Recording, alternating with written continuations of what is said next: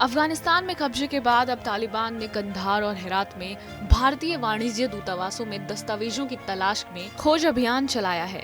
तालिबान लड़ाके बुधवार को छापेमारी के बाद दोनों दूतावासों में खड़े कुछ वाहनों को भी अपने साथ ले गए हैं।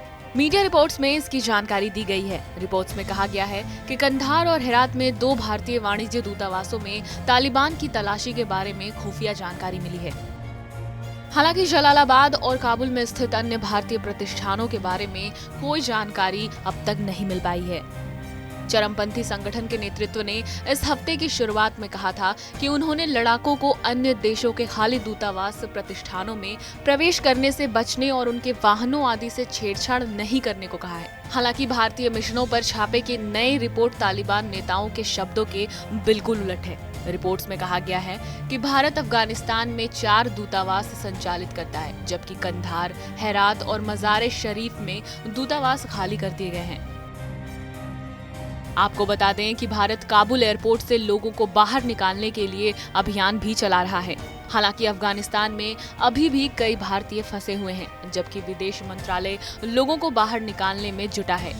देश पर तालिबान के कब्जे से पहले भारतीय वायुसेना का विमान एक शहर से 50 भारतीयों को वापस लाने में कामयाब रहा।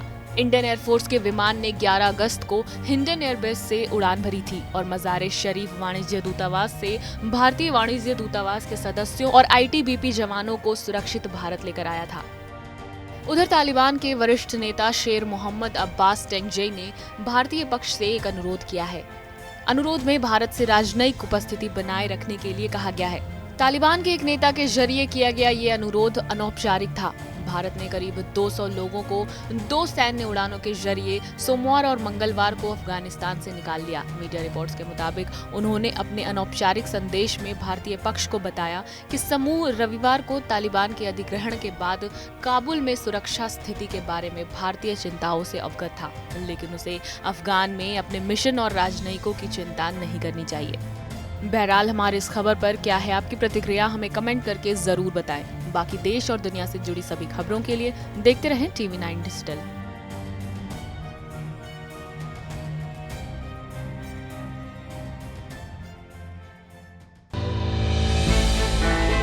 हमने की गलती फिर एक बार, कोरोना ने किया दोबारा प्रहार। मास्क, 2 गज दूरी, करें अपनी सुरक्षा पूरी। कोरोना टीका हम सबको लगाना है, मिलकर साथ समझदारी से कोरोना को हराना है।